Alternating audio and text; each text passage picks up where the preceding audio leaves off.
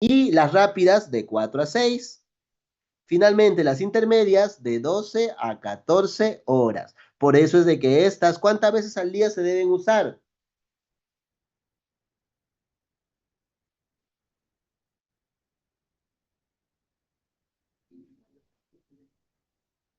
2 veces al día, cada 12 horas. ¿No? Cada 12 horas se puede usar esta. Perfecto. Y mientras que eso solamente una vez al día, pues no, una vez. ¿Listo? Bastante fácil.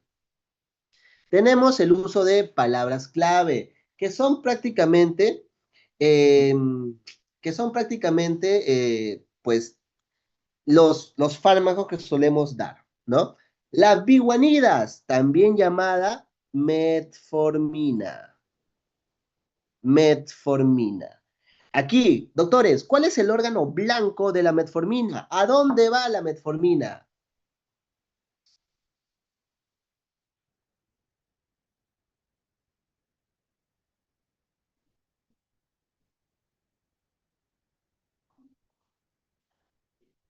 Vamos, ¿cuál es el órgano? Exacto, exacto.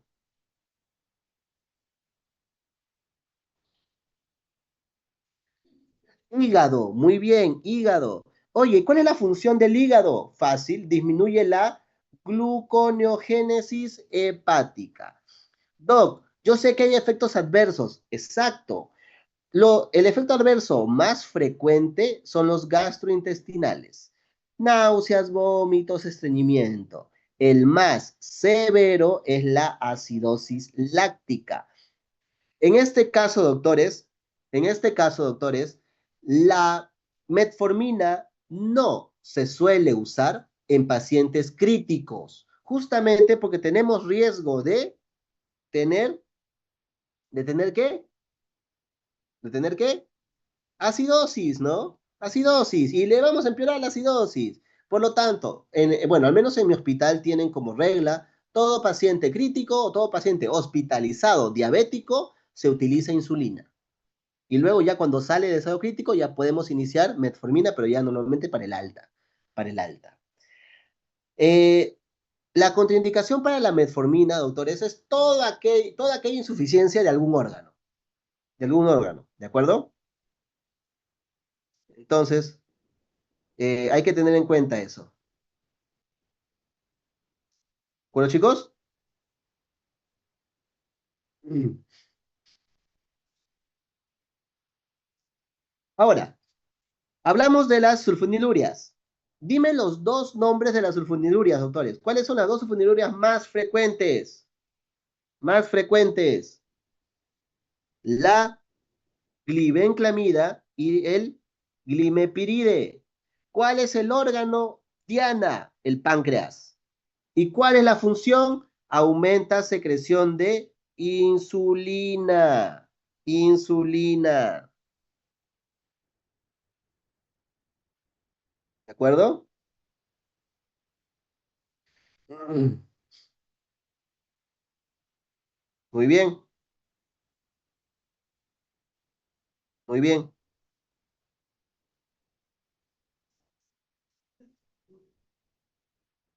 muy bien. Exacto, listo. Ahora, ¿cuál es el efecto más común que a la vez es el más severo? La hipoglicemia. ¿Quiénes me hacen más frecuente hipoglicemias? ¿Quiénes hacen, quiénes hacen más hipoglicemias?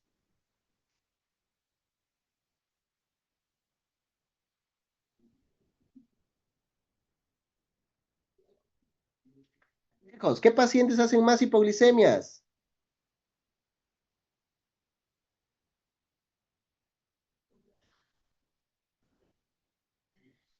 ¿Alguna idea? Los ancianitos, ¿no? Los adultos mayores, exacto, Giancarlo, los adultos mayores. Ahora, otro fármaco que han preguntado hace muy poco en realidad son, por ejemplo, los famosos ya, ¿cómo te digo? Ah, ah, ¿Cómo se llama? las tiaglitazonas, básicamente tenemos al fármaco principal, es la pioglitazona. Plioglitazona. En este caso, el músculo al cual va a atacar es el músculo y el tejido adiposo. ¿Qué hace? Aumenta la sensibilidad a la insulina. Insulina. Sus efectos, retención hídrica. Puede generar desde edema a insuficiencia cardíaca. Los inhibidores de PP4. ¿Cuál es? Sitagliptina. En este caso, el órgano no se sabe, es inespecífico, afecta como que en varios órganos. ¿Y qué es lo que hace? Aumenta la vida o el tiempo de vida media de las incretinas y por lo tanto aumenta la secreción de insulina. ¿Qué puede dar? Artralgias a la cabeza. Y se ha estudiado de que en algunos pacientes puede ser hasta pancreatitis, pero aún no está muy estudiado. Los inhibidores agonistas, perdón, bueno, inhibidores en este caso del SGLT2. Aquí que tenemos a la famosa empaglifosina. ¿Han escuchado de estos inhibidores del SGLT2? ¿Han escuchado ya de ellos?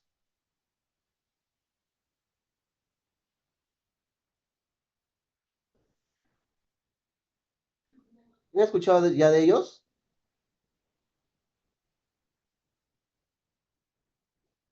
Se han hecho muy famosos, ¿no? Porque ahora, ¿qué cosa es lo que hacen?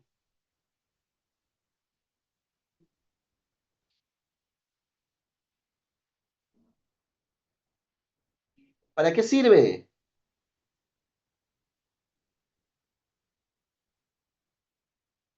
¿Para qué sirve?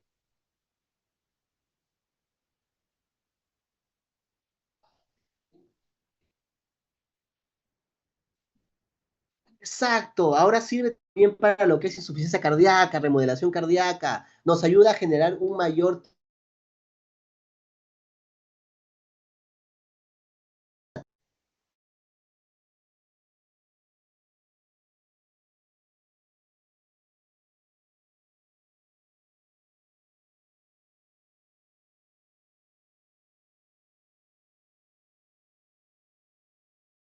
¿Han escuchado los agonistas? Porque este es otro también, GLP1, es un nuevo dato que han agregado. Por ejemplo, ¿qué es el famoso cuál? Semaglutida, semaglutida. Tienen otros nombres también, el famoso Ozempic, ¿no? ¿Lo han escuchado o no lo han escuchado? ¿Han escuchado sobre el Ozempic? El Saxenda también, ¿no? Saxenda, creo que sigue con ese, no sé. Saxenda. ¿Han escuchado de estos fármacos? Que te ayudan actualmente ¿para qué? ¿Para qué se están usando actualmente? Para tratar la obesidad. Muy bien, para tratar la obesidad, doctores. Pregunta, ¿está aprobado para eso? ¿Está aprobado para eso?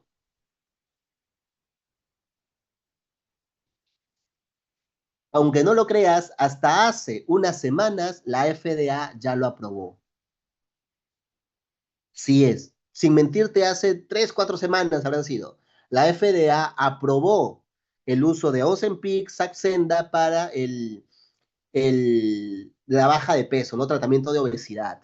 Ahora, efecto malo de los Ozempic, del Saxenda, disminución de masa muscular.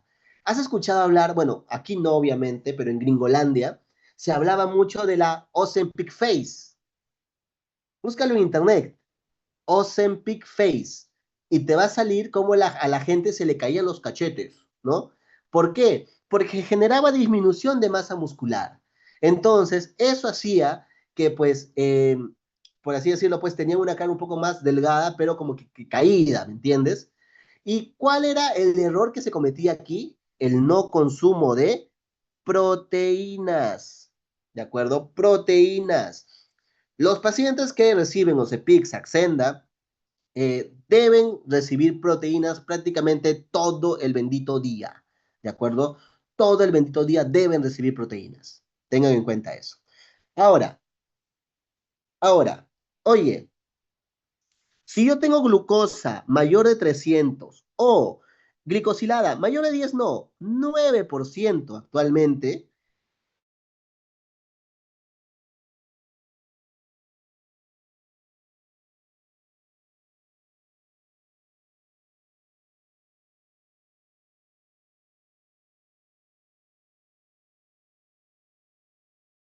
¿de acuerdo?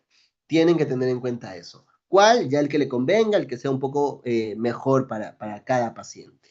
Ahora, cada uno de estos va a tener metas, ¿de acuerdo? Va a tener metas para los cuales vamos a tener que estar adecuándonos. En este caso, la meta de una glicemia basal en un paciente diabético es de 80 a 130, una postprandial menor a 180, una glicosilada menor a 7%. Y la presión arterial, los lípidos, todo tiene que ser normal, normal, ¿de acuerdo? En el LDL sí cambia, porque si tiene factor de riesgo cardiovascular o no factor de riesgo cardiovascular, cambia un poco. ¿Cuánto tiene que tener en mi LDL uno que tiene factor de riesgo cardiovascular? Menos de 70. Y uno sin, menos de 100. ¿Ok? Menos de 100. Y el HDL en varón o en mujer cambia. En varón, mayor a 40. En mujer, mayor a 50. Las metas que debe tener. ¿Listo? ¿Listo? Hablamos de las emergencias en estos casos. Hablemos de las emergencias en estos casos. Antes, se hablaba de que cuánto es lo que tenías que tener para decir, oye, posibilidad de cetoacidosis diabética. ¿Cuál era el valor? ¿Cuál era el valor de, cuál era el valor de, chicos?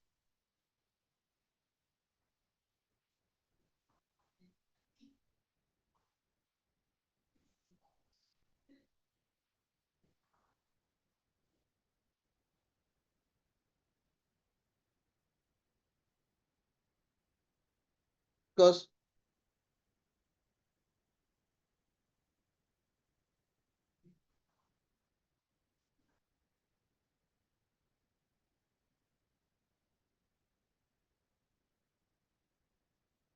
vivos, chicos.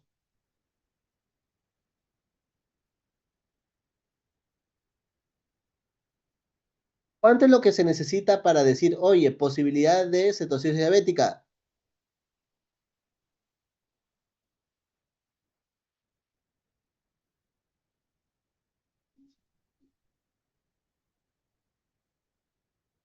Chicos, mira, mira, hasta el año pasado decía más de 250. Actualmente el ADA 2025 actualizó ese dato. Actualmente, chicos, ya es que tenga mayor o igual a 200, ya es riesgo de. La ceto sigue, perdón, la estado hiperosmolar sigue siendo 600. Eso sí no me cambió. Pero la cetoacidosis diabética ya me cambió. ¿Qué cosa más hay aquí? Obviamente, los cuerpos cetónicos, ¿no? Cuerpos cetónicos. ¿Cómo va a estar mi pH? Menor a 7.3. Menor a 7.3. Oye, el bicarbonato, mira, no es un criterio preciso, pero dice menos de 18. Perfecto. En cambio, aquí obviamente no hay cuerpos cetónicos, ¿correcto? Pero sí hay algo ausente o mínimo de qué?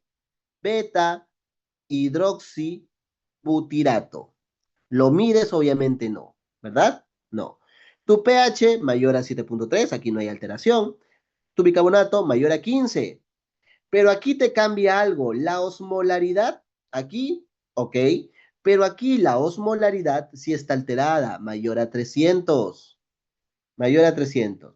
Y obviamente la cetonuria. Aquí siempre va a haber. Aquí puede como no. ¿De acuerdo? Pero es mínima. Mínima. Estos son los nuevos criterios para esta patología. El tratamiento sigue siendo el mismo en ambos, no hay cambios, ¿de acuerdo? Lo principal es hidratación. Y lo segundo es insulina, que lo ideal sería en infusión, pero aquí no solemos hacer mucho esto y damos sencillamente en bolitos, ¿ok? ¿Qué más? Obvio que si vas a colocar insulina, me tienes que ver un electrolito. ¿Cuál? ¿Qué electrolito tiene que ser medido, evaluado siempre? Potasio. Tú sabes que el electrolito, bueno, que la insulina disminuye y me genera hipopotasemia. Hipopotasemia.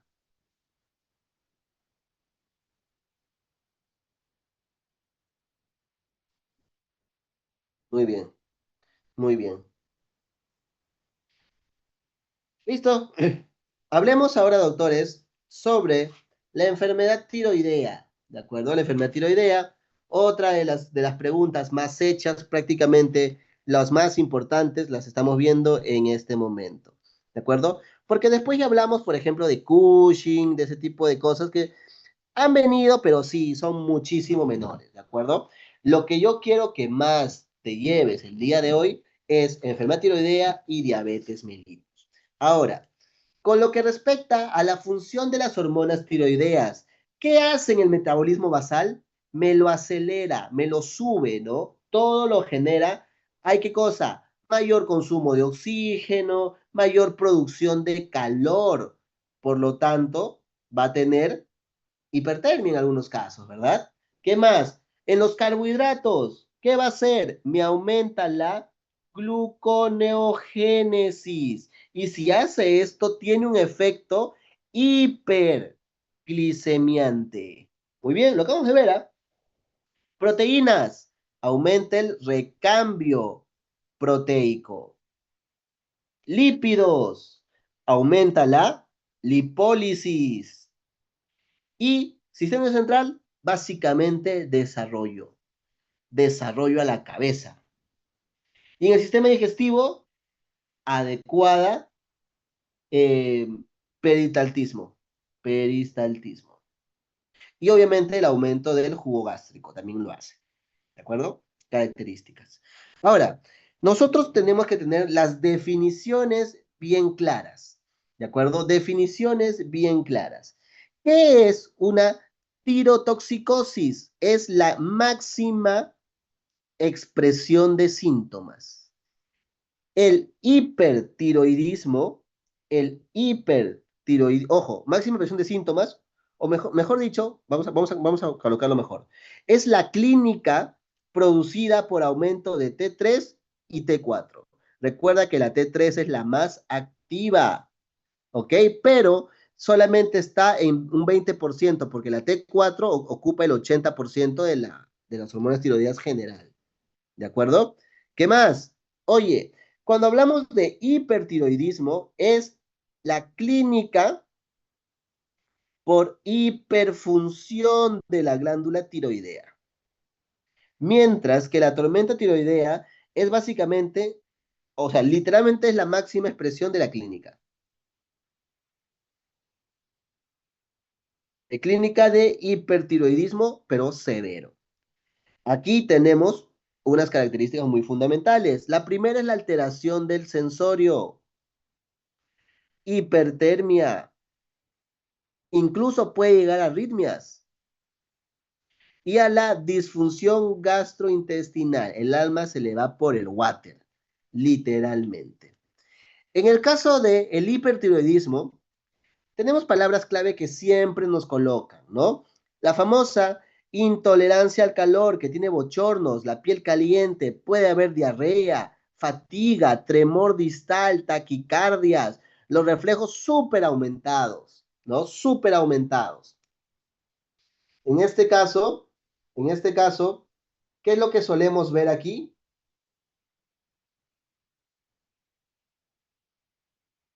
En el caso de la tormenta tiroidea es la máxima expresión, ¿verdad? Hipertermia,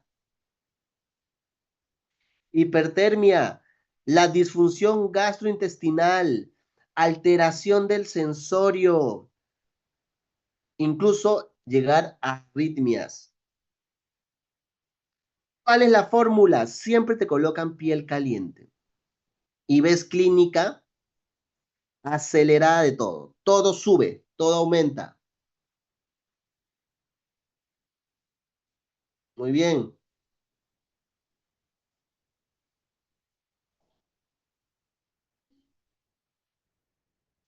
muy bien.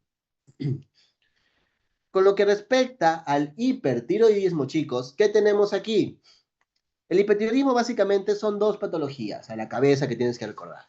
La primera es la enfermedad de Graves, que, ojo, es la más frecuente. Obviamente es en mujeres, normalmente entre los 20 a 40 años, es autoinmune. ¿Y cuál es el autoanticuerpo? El famoso TSI. Acuérdate, es muy importante, el famoso TSI. ¿Cuál es la clínica? Oye, tiene hipertiroidismo, oftalmopatía, los ojos así saltones, ¿no? Y el bocio difuso. Recuerda que el bocio es no doloroso. Listo. Aparte, siempre te suelen colocar algo, pero que no, a veces no te colocan. El mixedema pretibial. En el caso del bocio nodular tóxico, adenoma tóxico también llamado, ¿qué tenemos aquí? Oye, sigue siendo en mujeres menor de 50 años y normalmente procede de dónde? De una zona donde hay deficiencia de yodo. ¿Ok? Deficiencia de yodo. Acuérdate de eso. ¿Cuál es el anticuerpo? Porque es autoinmune también. TS. Bueno, eh, en este caso, este bocio multinodular tóxico no tiene anticuerpos, perdón. No hay anticuerpos. Es netamente autónomo. Y la clínica principal, ¿qué va a ser? Hipertiroidismo y va a tener un bocio nodular. Hipofuncionante, pero lo va a tener. Diagnóstico, muy fácil, muy fácil. Va a depender netamente de estas cuatro. Si en la pregunta, si en la pregunta te dicen, oye, ¿y cuál de todos es para hacer el diagnóstico? Tú a la cabeza, tú a la cabeza marcas TSH, la cabeza. Doc, ¿pero por qué? Marca eso, punto. No sufras más, no sufras más. ¿De acuerdo? Ahora, ¿qué sucede? En el caso de tengas ambas o tengas todas, marca todas. ¿Ok?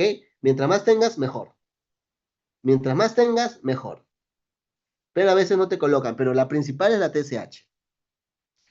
Y obviamente, pues para los diagnósticos, TSI a la cabeza y aquí normalmente con una eco podemos ver el resultado, ¿de acuerdo? Con una eco. Para saber si es funcionante, no funcionante, etcétera, etcétera, etcétera. Y obviamente su perfil tiroideo. El tratamiento para el hipertiroidismo, doctores, lo principal o lo que damos al inicio son antes que eso, ¿cómo van a estar los valores de TSH, T4 y T3? La TSH va a estar disminuida, mientras que la T4 y T3 van a estar elevadas. Esto es el hipertiroidismo. ¿Por qué? Porque la TSH funciona como un regulador y la T4 lo autorregula nuevamente con un feedback negativo. Es decir, tengo mucho T4, si tengo mucho T4, mucho T3, tengo que disminuir la producción en mi cabeza de estas mismas hormonas tiroideas, generando así que el TSH disminuya. Recuerda que tanto el T4 como el T3 me darán los síntomas. Si tú ves que hay síntomas de hipertiroidismo o de hipotiroidismo, vete primero a las T4, T3 y vas a poder diferenciar eh, cuál es el valor afectado en este caso. ¿Listo? Tenemos aquí el tratamiento. Los beta bloqueadores solo sirven para tratar los síntomas adrenérgicos. Adrenérgicos, solo eso. Ahora, en este caso tenemos un fármaco especial que utilizamos. ¿Cuál es? ¿Cuál es el fármaco que utilizamos aquí, chicos?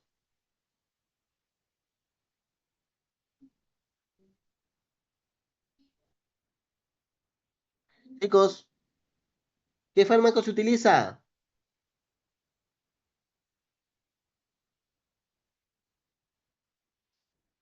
Chicos, el propranolol, muy bien, propranolol, muy bien. ¿Y por qué, ah? ¿Por qué no podemos dar atenolol? ¿Por qué no podemos dar otro, ah? ¿Alguna idea? Porque este también inhibe la conversión de T3 de T4 a T3 de parte periférica, ¿ok? También me sirve para eso en este caso. Es importante que lo recuerdes. Los antitiroideos de síntesis, ¿cuáles son? Fácil, el metimazol y el PTU o propiltiracilo, ¿correcto? Listo. En este caso, pues, el metamizol básicamente me sirve para, bueno, y el PTU me sirve para inhibir la TPO,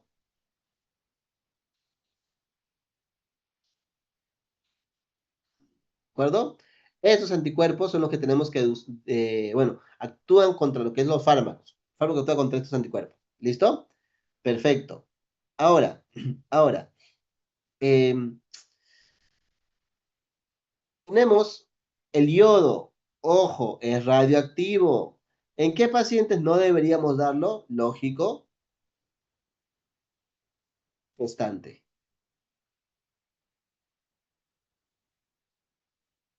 ¿Algún otro autores?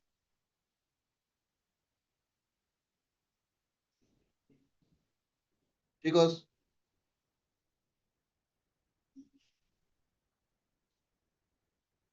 básicamente en sospecha, ¿no? También sospecha de gestación, netamente sospecha.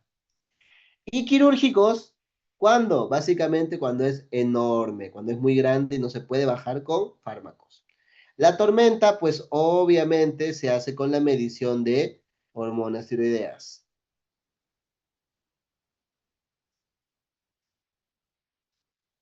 Más, oye, va a tener también, va a tener también alteración del sensorio, ¿de acuerdo? Esa va a ser la clínica de una tormenta. En el caso de hipotiroidismo, clínica dada por disminución de hormonas tiroideas. Listo. Mientras que la crisis mixedematosa nuevamente es la máxima expresión de clínica, máxima expresión de la clínica de hipotiroidismo.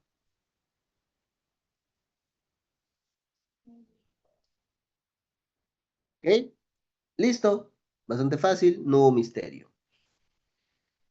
Tenemos también fórmulas, ¿no? La famosa intolerancia al frío, en el caso del estado mixematoso, hipotermia marcada. Piel seca y glicanos, eso es piel seca.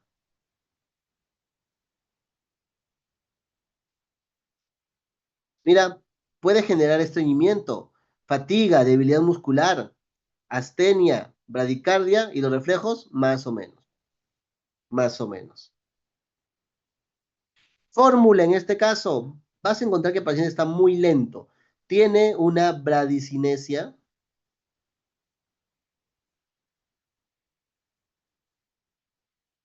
acuerdo? Uy, ¿qué fue? No, se fue. Bueno, a ver, perdón, chicos. Ahora sí. Pasamos ahora a hipotiroidismo. ¿De acuerdo? Hipotiroidismo. En este caso, pues chicos, ¿qué tenemos aquí?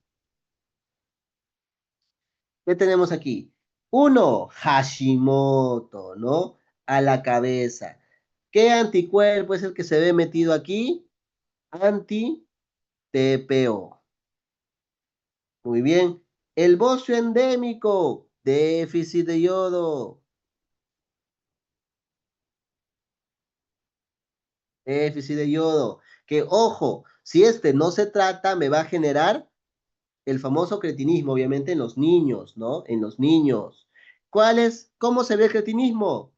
Talla baja, retraso mental y locomotor.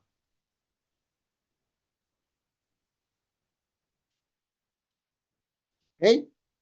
Y en el caso del congénito, pues vamos a tener mucha clínica, ¿no? La famosa macrosomía fetal ictericia, patológica, obviamente, la famosa hernia umbilical,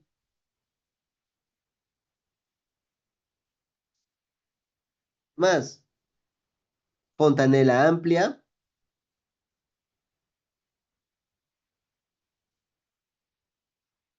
acroglosia, ¿no?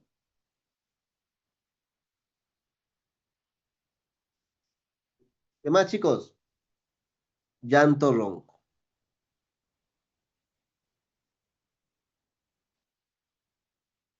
Listo. Doctores, doctores, tenemos otras causas, ¿sabías? Cuando el problema está en la hipófisis o hipotálamo, cuando es tumor o ha tenido una cirugía previa. Y las ablativas, doctores, ya básicamente es para disminuir tamaño, ¿no? La clásica, disminuir tamaño, son secundarismos, acá tenemos la cirugía, el yodo,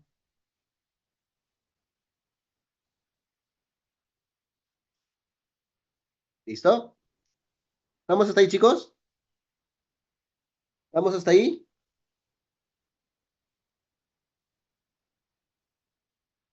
Chicos, ¿están vivos? ¿Ya me asustaron? ¿Están vivos?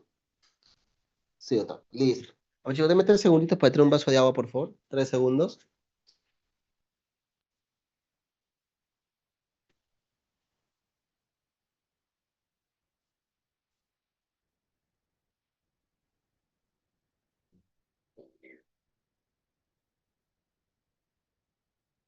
¿Dónde está, doctor? A ver, espérense.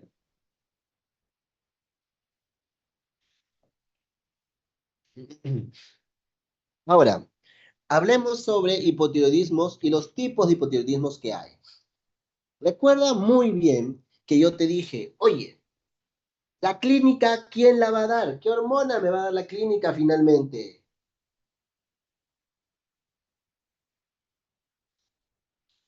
¿Qué hormona me dará la clínica finalmente? La TSH, ¿verdad? Perdón, la T4 y T3 son las que me dan la clínica. Entonces, cuando tenemos un hipotiroidismo primario, ¿dónde está la falla? ¿Dónde está la falla en el hipotiroidismo primario? En la glándula, ¿verdad? En la glándula.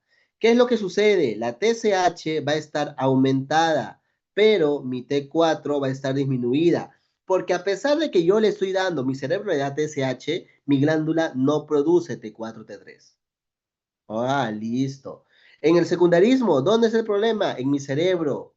Oye, la TSH va a estar baja o normal, pero la T4 también estará baja. Debería ser al revés, ¿verdad? Y existe uno que sería el famoso subclínico, donde la TSH está elevada y la T4, T3 está normal. Normalmente, o bueno, lo que sucede es que el cerebro tiene la capacidad de reconocer ligeros cambios en en la, eh, ¿cómo te explico? Va a tener, o sea, el cerebro es capaz de ver ligeros cambios que la máquina del examen te va a decir que es normal, pero la TSH ya se va alertando y empieza a subir, porque sabe que me va a hacer en algún momento hipotiroidismo, o está intentando generar hipotiroidismo, ¿ok? Está intentando generar hipotiroidismo. Perfecto. En este caso, Doc, cuando hablamos del bocio, tenemos que buscarle 3 cosas en realidad. Función, histología y forma. Función, histología y forma. ¿Cómo me busca la función? Perfil tiroideo, ¿no? Vemos si son activos, no son activos, estamos bien, estamos mal. Muy bien. Después de eso, ¿qué hacemos? Oye, la forma. ¿Cómo vemos la forma? Mediante eco, TAC.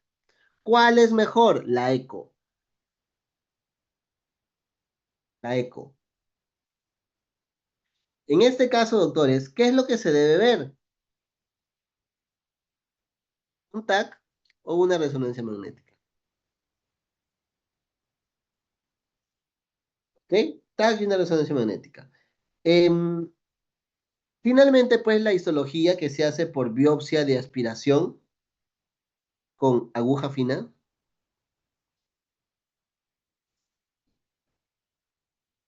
¿Ok? Listo. Em, Recuerda que esto básicamente es el diagnóstico definitivo. Recuerda que es el diagnóstico definitivo. ¿Cuáles son las preguntas yucas con lo que respecta a la ecografía, ese tipo de cosas? Cuando me habla de malignidad, ¿qué clínica va a tener y qué va a salir a la ecografía? Clínico, oye, es pétreo, oye, es fijo y se va a estructuras. Ah, ¿qué más? Oye, puede haber síntomas compresivos. ¿Qué más? ¿Qué más? Adenopatías, ¿no?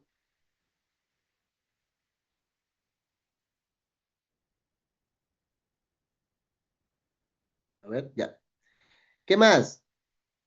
Oye, adenopatías y el antecedente de cáncer de tiroides o incluso que se haya expuesto a radiación, también es algo característico.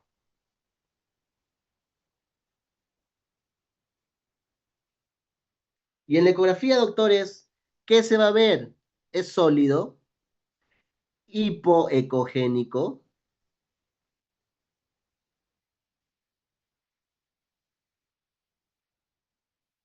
¿ok? Micro, ¿qué cosa? Micro calcificaciones, bordes irregular,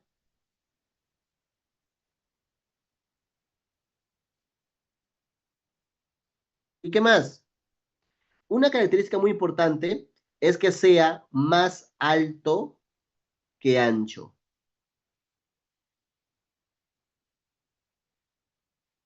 ¿de acuerdo? Más alto que ancho. Esa es característica también de malignidad. Malignidad. ¿De acuerdo, doctores? ¿Hasta aquí alguna duda? ¿Vamos bien?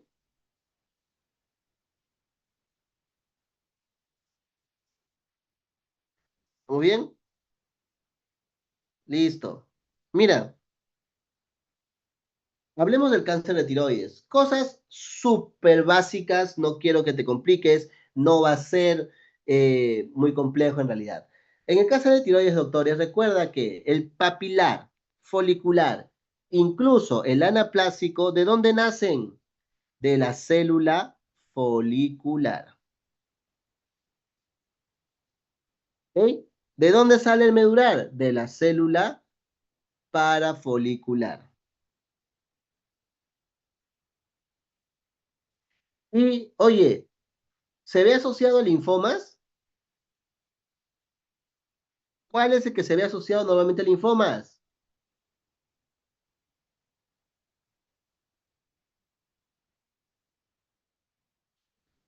El linfoma, metástasis, ¿cuál?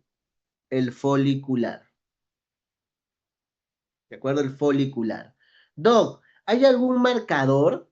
¿Hay algún marcador, doctores, que yo pueda medir? Mira, folicular y papilar puedes dar tiroglobulina.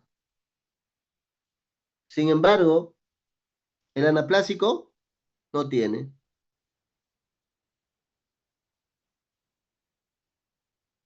¿Ok?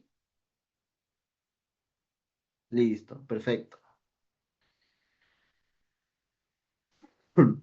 Hasta aquí, doctores. ¿Alguna pregunta? ¿Hasta aquí alguna pregunta?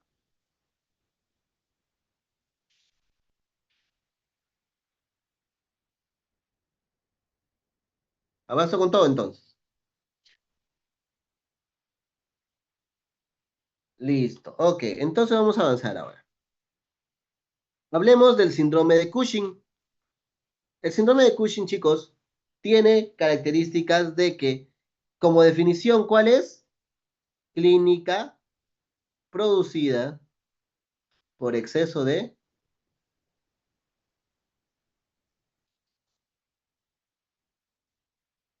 Clínica producida por el exceso de cortisol, directamente. Los tipos, el exógeno y el endógeno. El exógeno, doctores, el exógeno, básicamente es que es el más frecuente y es porque la frecuencia tiene, el paciente tiene tratamiento, ¿no? Tratamiento. ¿Con qué? Con corticoides. Listo. El endógeno es más raro, ¿no? Porque aquí ya tenemos literalmente algunos datos muy importantes. Tenemos en el endógeno el hipofisiario, que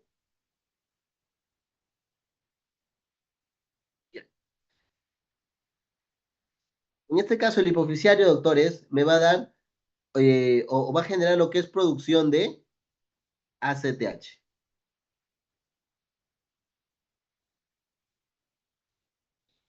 ¿Ok? ¿Qué más? ¿Qué otra clínica me va a dar? Doc, si es adrenal, mira, si es adrenal es un tumor, pues, ¿no? Tumor. Si es ectópico, doc, nuevamente tumor. Pero ojo, ese tumor es paraneoplásico. Listo, listo. ¿Cómo me vas a hacer el diagnóstico?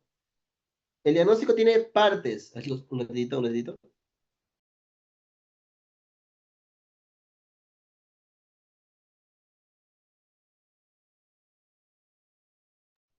Perdón, chicos, me dio una alergia. Ahora sí.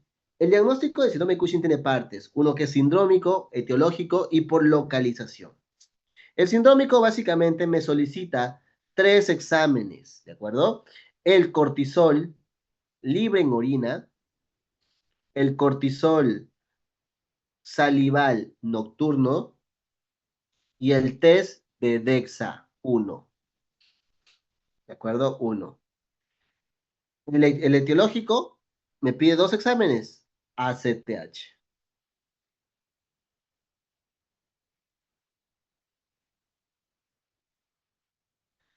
¿Listo?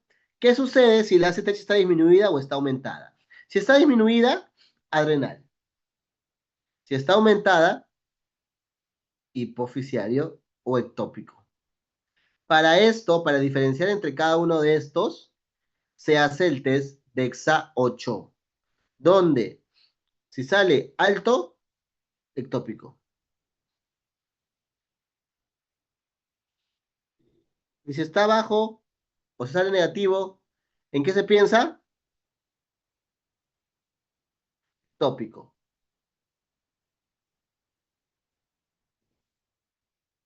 Entonces, este es el ectópico y este es el hipofisiario. Si está bajo es hipofisiario. ¿Ok? Si está bajo es hipofisiario. Perfecto. Finalmente, la localización, imagen, ya sea TAC, resonancia, lo que sea. Es eso. Para el tratamiento, fácil. ¿Es exógeno? Retiras tratamiento. Si es endógeno, ya el cirujano o el médico o tratante ya te tiene que dar la respuesta en este caso. ¿De acuerdo? ¿Cuál de los dos se va a usar? Listo. Hay un tumor que lo preguntan cada vez que pueden. Cada vez que pueden. Te presento al feocromocitoma. Te presento al feocromocitoma. El feocromocitoma, doctores, ya tiene ¿cómo se dice esto? Ya tiene bueno, aquí es un tumor adrenal. Tumor adrenal. Tumor adrenal. Y en este caso, chicos,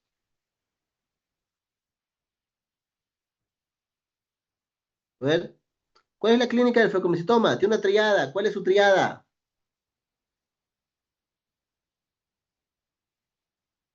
¿Cuál es la triada? Oye, cefalea, palpitaciones, diaforesis. A este agrégale HTA secundaria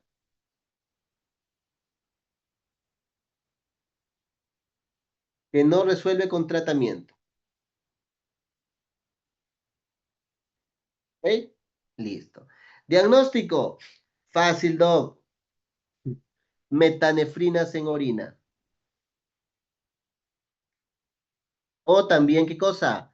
Ácido vinilvandélico. Y obviamente su tomo. Tratamiento. Mira,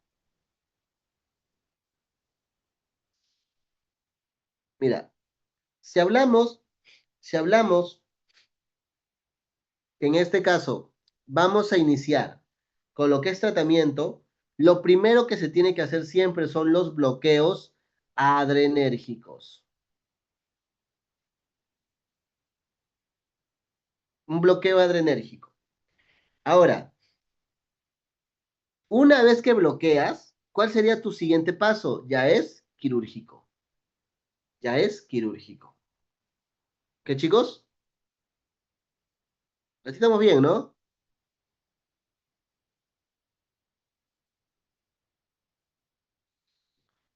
Chicos, ¿alguna duda hasta aquí? ¿Estamos bien?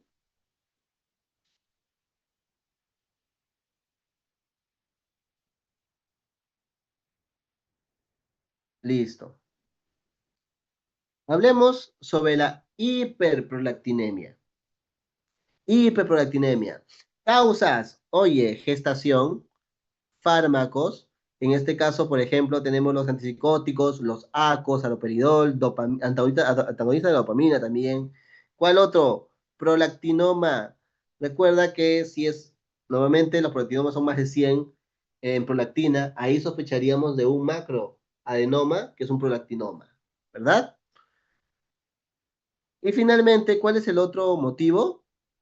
Puede ser insuficiencia renal, ovárica, pólipos y el hipotiroidismo. Ya está.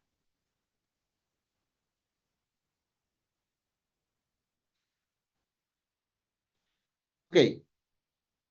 ¿Cuál es el otro, chicos?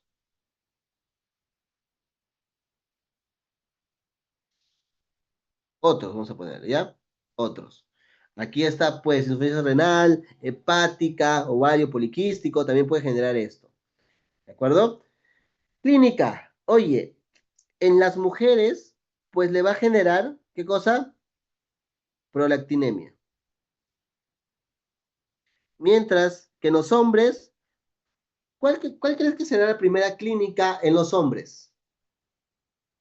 ¿Cuál será la primera clínica en los hombres?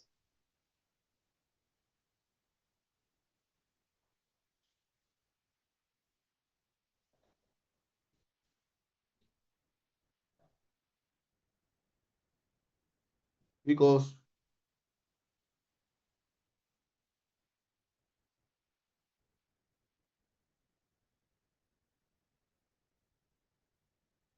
lo primero que sucede es disminución de líbido. El hombre muy raro que haga prolactinemia. ¿Listo? Ahora, en el caso, algunos tips para ver si es tumor o no es tumor. Mira, si la prota, si la prolactina está mayor de 200, es un prolactinoma. Pero si está menor de 100, es un no tumor. ¿De acuerdo? Es otra cosa. Si está en medio, es un limbo. Puede ser este o puede ser este. Ok, es un limbo ahí netamente. No hay cambios. No hay cambios. ¿De acuerdo, chicos? Chicos, ¿estamos vivos? ¿Estamos bien?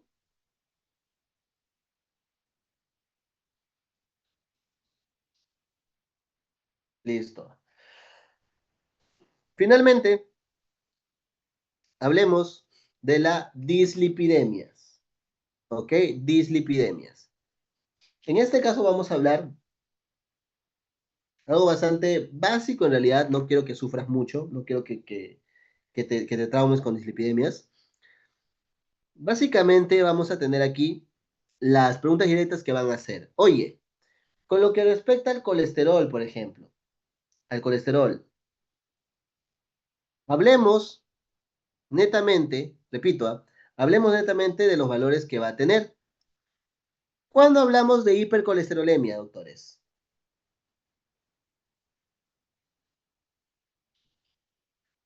¿Cuándo hablamos directamente de hipercolesterolemia? ¿Cuánto de colesterol tiene que tener mi paciente?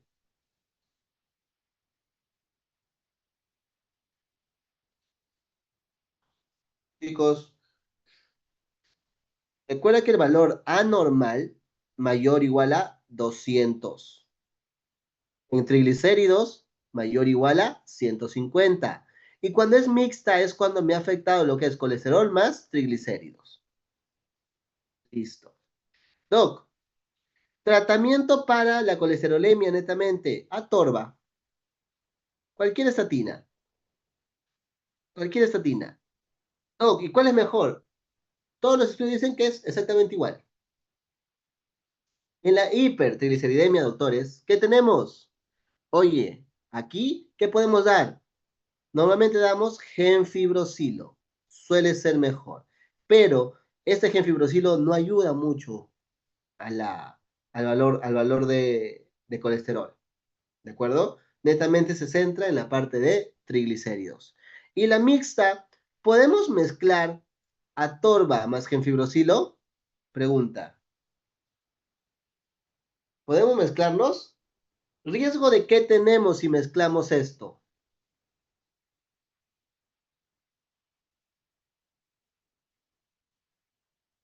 Exacto. Si los juntas hay riesgo de rhabdomiolisis. En realidad, la torba es lo que genera más rhabdomiolisis, ¿de acuerdo?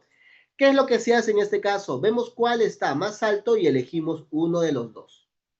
Uno de los dos. ¿De acuerdo, chicos?